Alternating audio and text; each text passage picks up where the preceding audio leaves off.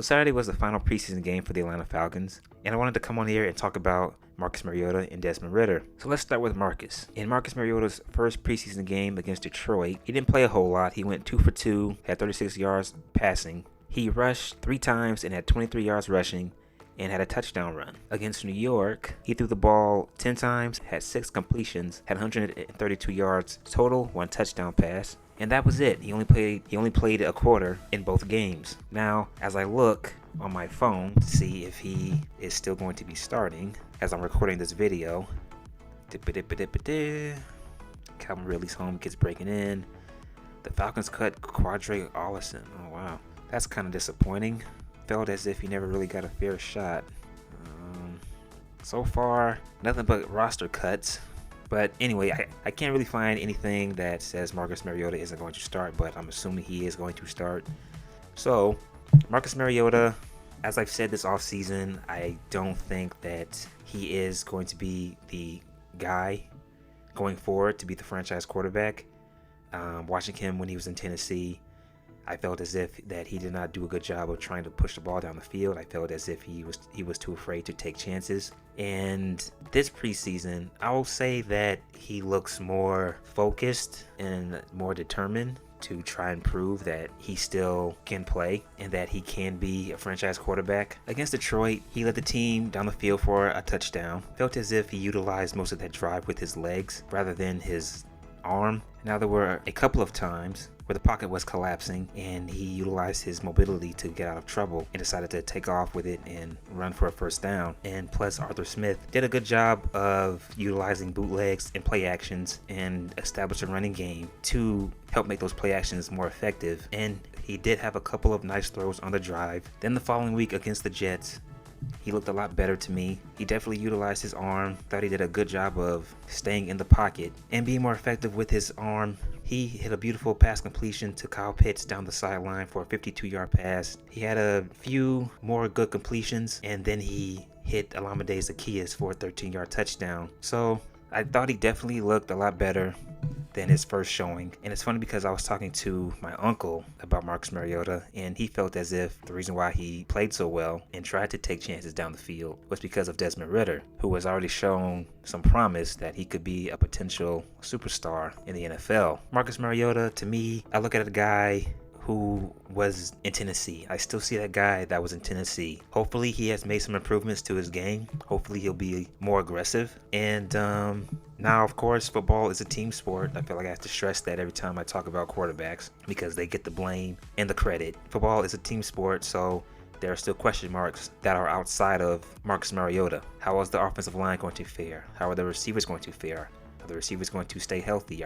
Are they going to drop passes? Penalties? Will there be stupid penalties? False starts? Kills? Drives? Right? We've seen the Falcons have good drives and it looks like they're about to punch it in for a touchdown. They get into a rhythm, but then there's a false start penalty in it.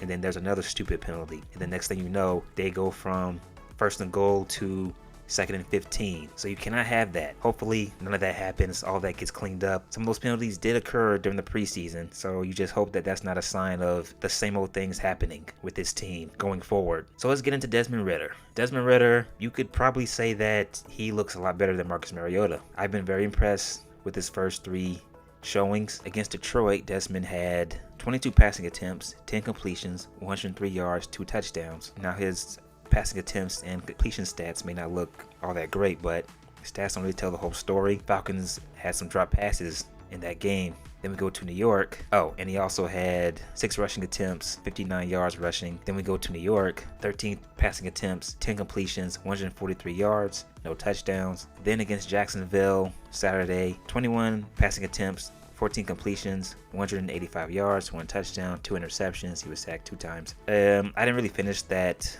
last game. I only saw maybe like the first 2 quarters and a half. But anyway, Desmond Ritter, he has looked pretty good to me. I've been more impressed with his ability to stay in the pocket. He just looks so calm and cool and collected, and he goes through his reads, and he always seems to be in a nice rhythm. And that's what I look for in a quarterback. Can he be effective from the pocket? Yes, he's mobile. Mobile QBs are good to have. It's good to be mobile and to be able to escape pressure when needed to. But if you cannot throw, that is a problem. And I think Desmond has already shown that he can throw and stay calm and try and make the right decision. And plus, he is mobile.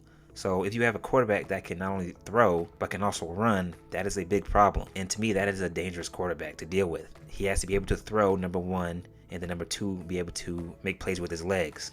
That's how I look at mobile QBs. All right. You have to be able to throw, number one. That's always got to be the number one priority. Desmond Ritter, do I think that he will get playing time this season? Probably will. I think in my video that I made talking about Marcus Mariota's starting position, or him being the starter, I think I mentioned that I don't think Desmond would get any playing time this season. I would much rather see him kind of learn under Marcus Mariota, who has experience, learn how things work, and then try to get him ready for when it is time for him to start. He'll be a lot more comfortable and ready to go, hopefully. He may get some playing time if this season is a drag. I think this is going to be a brutal season. I think Atlanta is going to have a lot of black eyes, a lot of bruises. Once playoff contention is out of reach, Desmond is probably going to get some playing time, and it'll be interesting to see how well he'll do. You know what? Let's talk about Arthur Smith, because it seems like my theory on his coaching philosophy or his coaching game plan might be coming true. During the offseason, I said that I think that Arthur Smith is going to try and dominate the line of scrimmage. I think that he is going to try to establish a running game and then open up play actions and bootlegs. And during the preseason, you've seen that.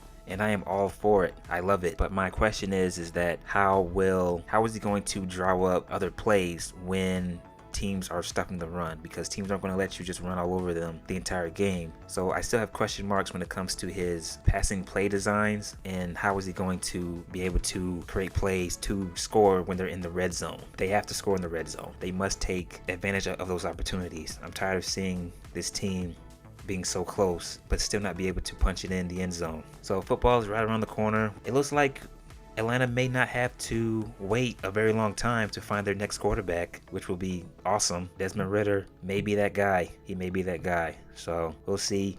Which Atlanta Falcon are you more excited about? Is it Desmond Ritter, Marcus Mariota? Is it Drake London? You know, some of these other rookies that they drafted, free agents. Which Falcon do you think will have a big impact on this team this season and going forward? Please like and subscribe. Hit the notification bell for when I drop a new video. That is it. I am out.